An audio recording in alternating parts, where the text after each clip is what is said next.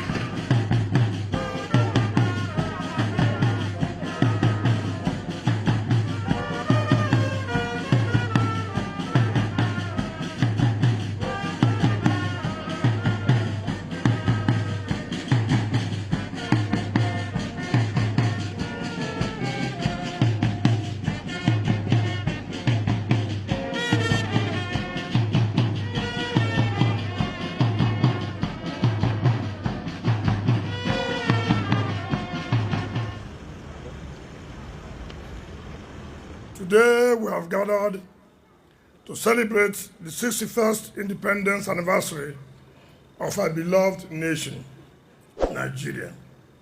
For 61 years, we have existed and lived together as one independent nation with our destiny in our hands. But at 61, it does not seem to me that there's anything worthy of celebrating, except perhaps the fact that we have remained independent and managed to struggle with our existence for all these years. At independence, we are not only and still the most popular black nation on earth, we have been the most influential country in Africa, a proud and beautiful heritage, and where we have made tremendous and immeasurable impact as a big brother. At independence, we were and still a rich nation, the largest economy and market in Africa, notably wealthy in human and natural resources, with immense agrarian lands and related endowments that are more than adequate to feed ourselves and the rest of Africa, if properly harnessed. At independence, we are at par and even better in resource endowment and potential for development with our contemporaries like Malaysia, Singapore, and several other countries. At independence, and even now, we're a nation blessed with very hardworking and resourceful people.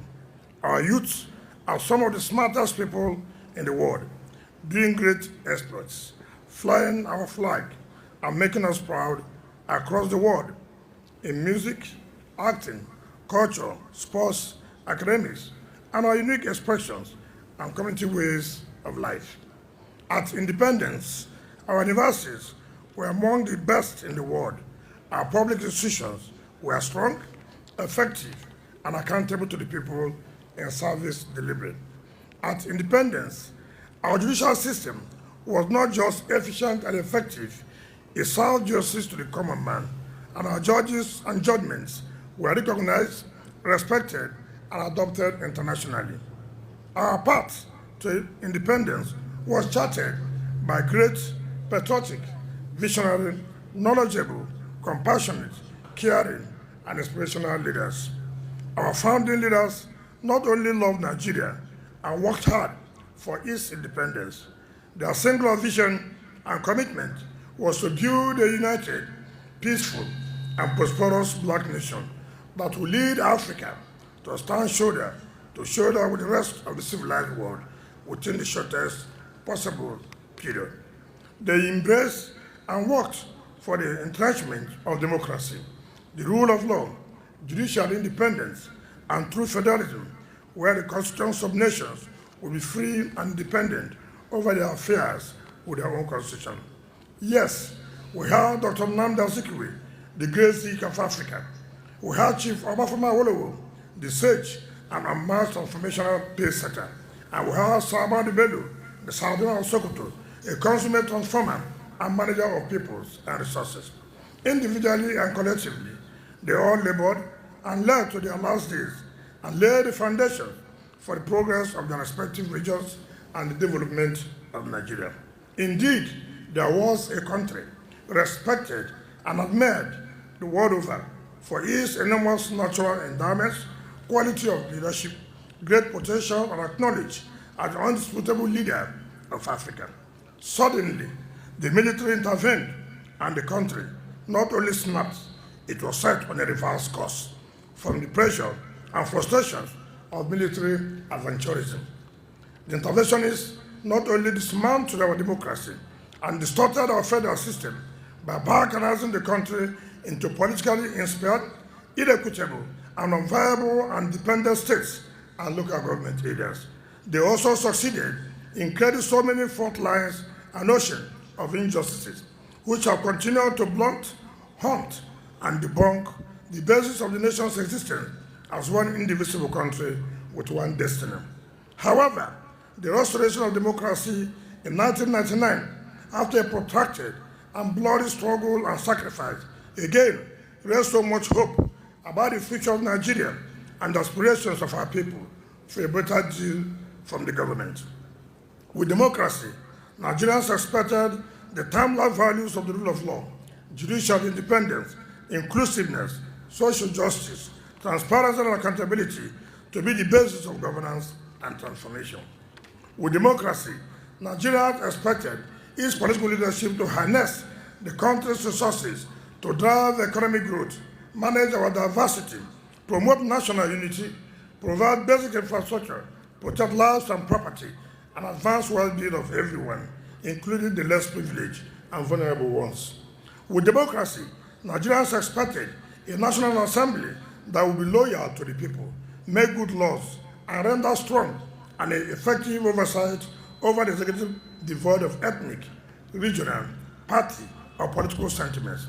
With democracy, Nigerians expected a judiciary with capacity, strength, and courage to protect its independence against executive intimidation and effectively use its powers to be the bastion of democracy, the rule of law, and social justice as last hope of the common man. With democracy, Nigerians expected strong national institutions, the bureaucracy, the security institutions, and the Independent National Electoral Commission to be loyal only to the Constitution, the law, and the people. But today, after 61 years of independence and 22 years of unbroken democracy, it only seems there's not much to be excited about Nigeria, except our national sense of independence and unity that have endured this long in the face of sustained fratricidal assaults to its existence. Let us make a candid assessment of the situation of our country, especially in the last 6 years, and tell ourselves some hard, undiluted truth. First of all, we cannot deny that most of the countries that started with us 61 years ago are far more advanced and developed with superlative standards of living for their people than Nigeria. Our democracy is being weakened and put to enormous stress and jeopardy with the continuous violation of our constitution by the federal government and other public institutions.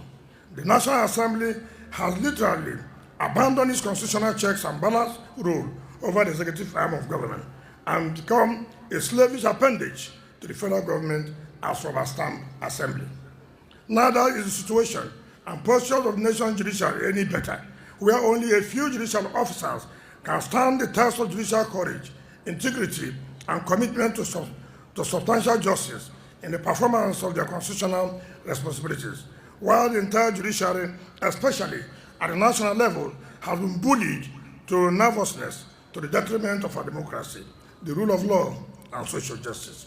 The federal government claims to be fighting corruption, but public corruption has amplified out of control before their very eyes, while bigotry, hypocrisy, abuse and misuse of public office and power, and the manipulation or politicization of everything, including ethnicity, is now the hallmark of governance at the center, so much so that Nigeria is more divided today than ever.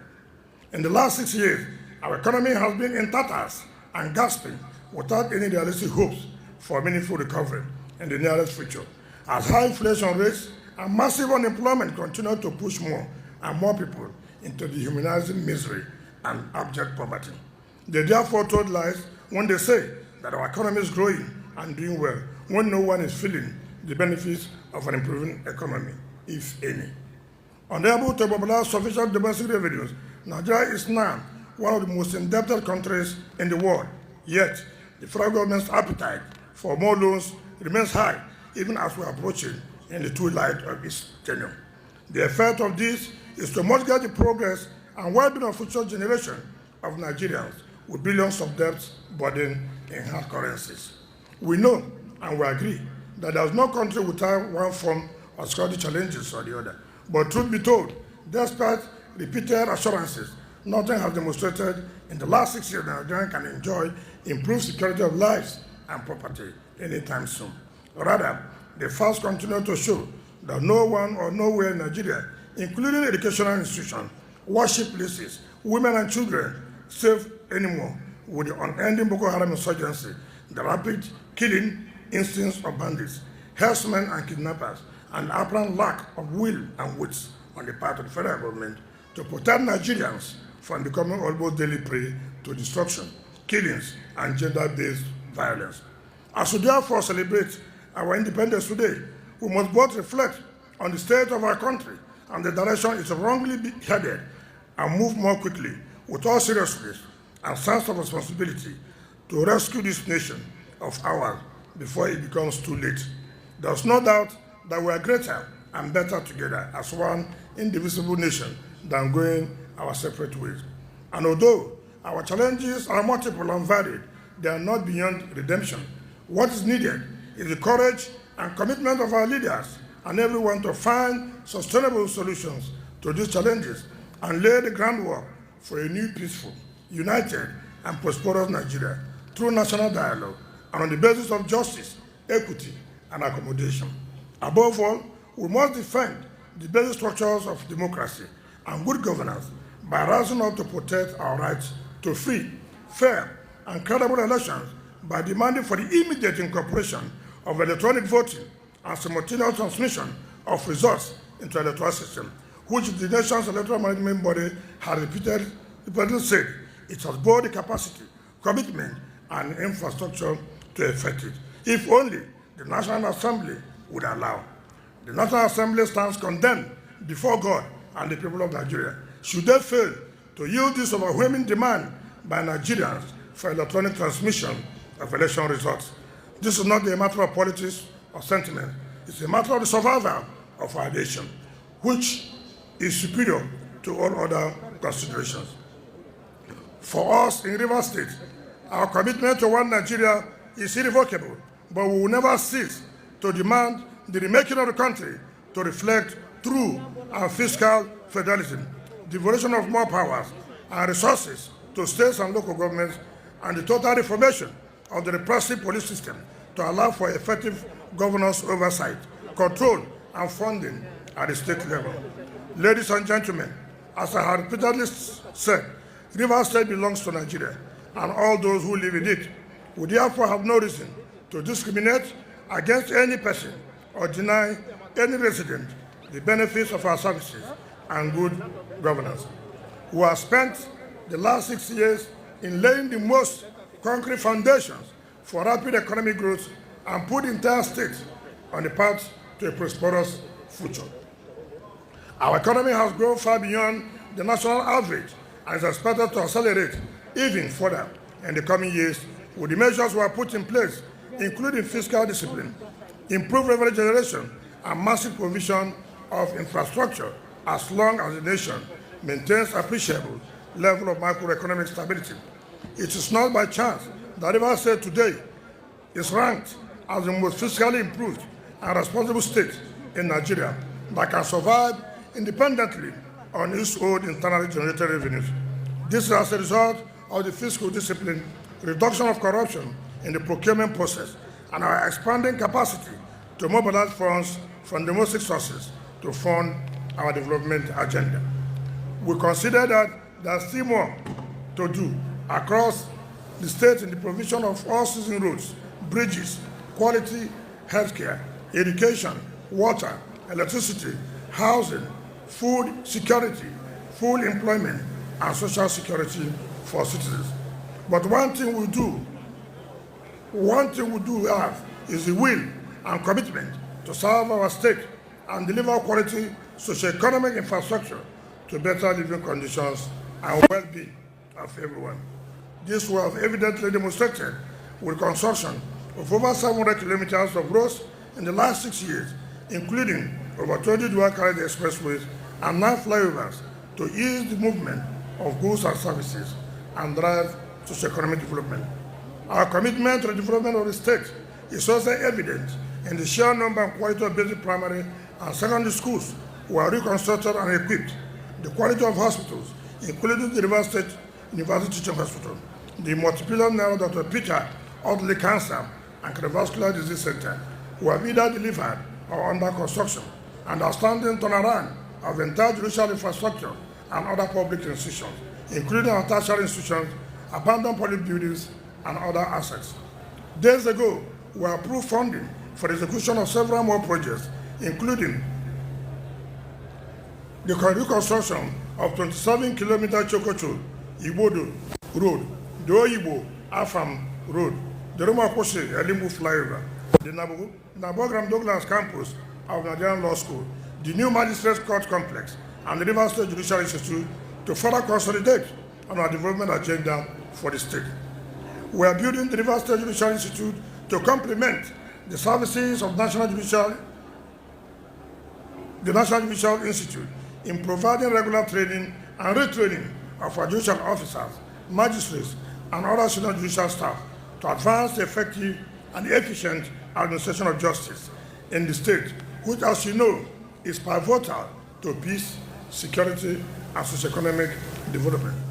Also, we have been able to transform several of our rural communities with improved infrastructure, including internal roads, while many more communities are due to be similarly provided within the coming years to improve rural economic activities and better conditions of living.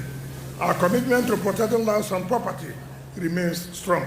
For us, the provision of security, despite the federally imposed challenges, is our primary duty, and we are happy with the success we have recorded so far to ensure the security and safety of citizens across the state.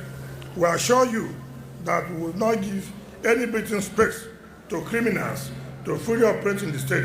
Hence, we continue with the demolition of shanties and other hideouts used by criminals to terrorize the state, businesses, and our people.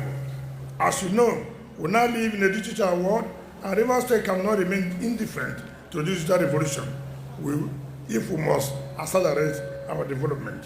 Accordingly, we have since started the digitalization of the state with the Rivers State Internal Revenue Services, the state judiciary, and some public institutions, including the Ministries of Commerce, Justice, as well as lands already operating on the digital platforms. We are going to also digitalize other important ministries and public services to expand our tax base, e-commerce, and the provision of education and healthcare services to remote areas, reduce corruption, and increase internal resource mobilization to fund government development projects. We have implicit faith in the youth of Rivers State and their capacity to achieve whatever they set out to achieve with quality education and economic opportunities and support. That is why, in addition to advancing access to quality education at all levels, we have provided the Real Madrid Football Academy and other platforms for them to acquire large skills, to create wealth, live a responsible life, and contribute to the development of our state and the nation. We know that entrepreneurship is key to achieving sustainable prosperity. We therefore continue to support the development of small and medium business, as well as partner with the private sector to set up agriculture and manufacturing clusters to advance economic growth, create jobs, and eliminate poverty among our people. Fellow Nigerians, at this time and on this occasion of the nation's 61st independence, we commit to the service and development of Rivers State with new pledges and aspirations which no challenge or obstacle can prevent us from fulfilling. We believe in the prevailing unity of purpose and the strength of our resources, capabilities, skills, and talents to effectively defend our rights and freedoms and advance our collective peace, progress, and prosperity within a united and just Nigeria. So help us God. May God bless our country, Nigeria. May God bless our dear Rivers State. I wish Mr. President and all Nigerians happy 61st independence. Thank you very much.